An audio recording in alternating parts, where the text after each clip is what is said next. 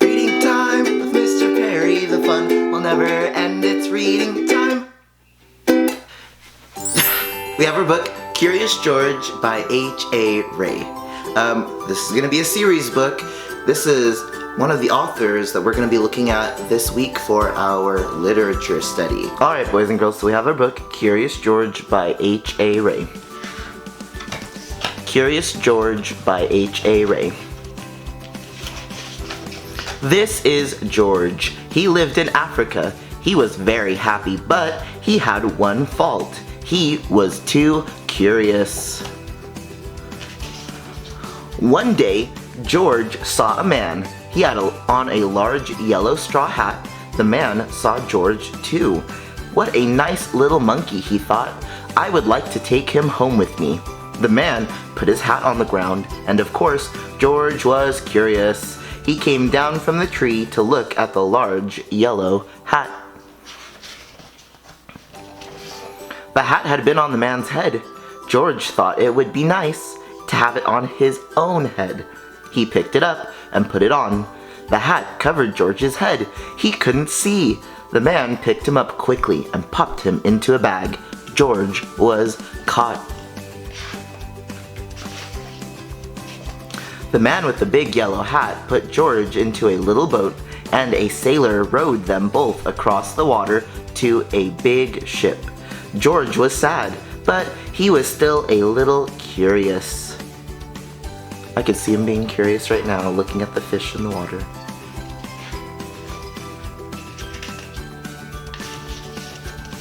On the big ship, things began to happen. The man took off the bag. George sat on a little stool, and the man said, "George, I am going to take you to a big zoo in a big city. You will like it there. Now run along and play, but don't get into trouble." George promised to be good, but it is easy for little monkeys to forget. On the deck, he found some seagulls. He wondered how they could fly. He was very curious. Finally, he had to try. It looked easy, but oh, what happened? I think you can guess what happened. First this, and then this. Where is George? The sailors looked and looked. At last, they saw him struggling in the water and almost all tired out. Uh-oh, that's not good. "Man overboard!" the sailors cried as they threw him a life belt. George caught it and held on. At last, he was safe on board. Well, that's good.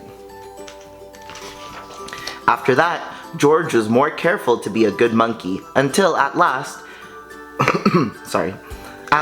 until at last, the long trip was over.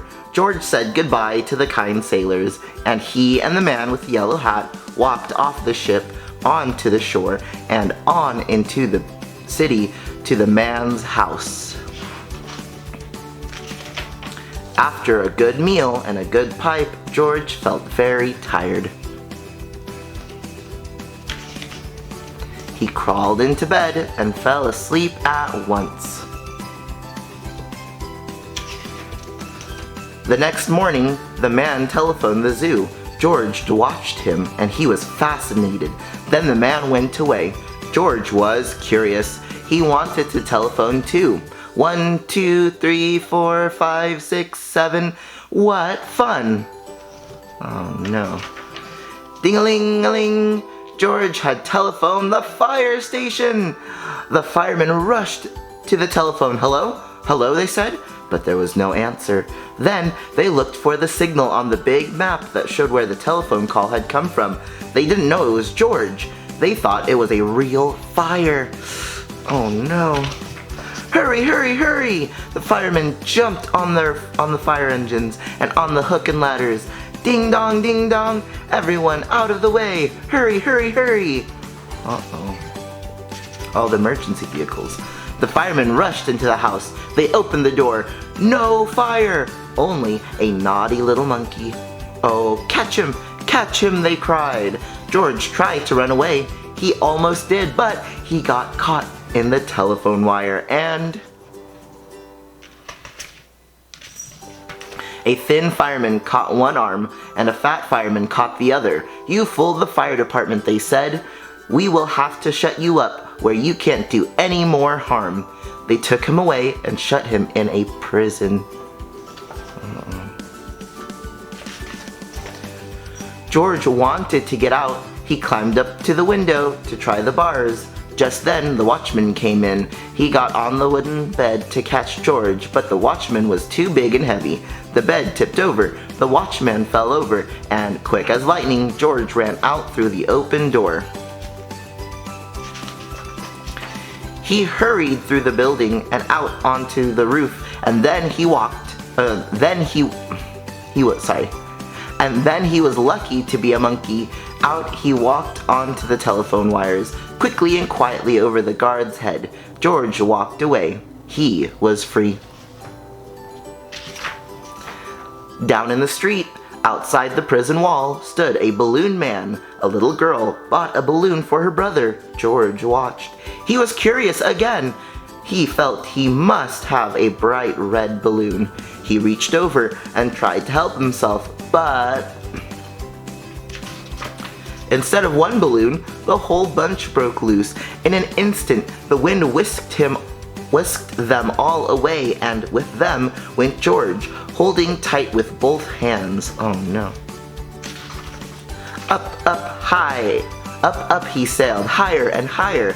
The house looked like toy houses, and the people like dolls. George was frightened. He held on very tight. At first, the wind blew in great gusts. Then it quieted. Finally, it stopped blowing altogether. George was very tired. Down, down he went, bump, onto the top of a traffic light.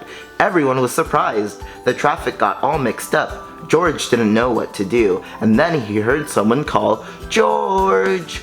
He looked down and saw his friend, the man with the big yellow hat. George was very happy. The man was happy too. George slid down the post, and the man with the big yellow hat put him under his arm. Then he paid the balloon man for all the balloons, and then George and the man climbed into the car, and at last, away they went. To the zoo. What a nice place for George to live. And that's the end of our book. Alright, boys and girls, we just finished our book, Curious George, and I want to know what lesson or central message was learned in the story. And how do you know? Again, what was the central message or the lesson that was learned in the story, and how do you know? Make sure you start with a capital letter, make sure there's spaces in between your words, and at the end there's a period. Alright, boys and girls, have a wonderful, fantastic day. Whoopsh.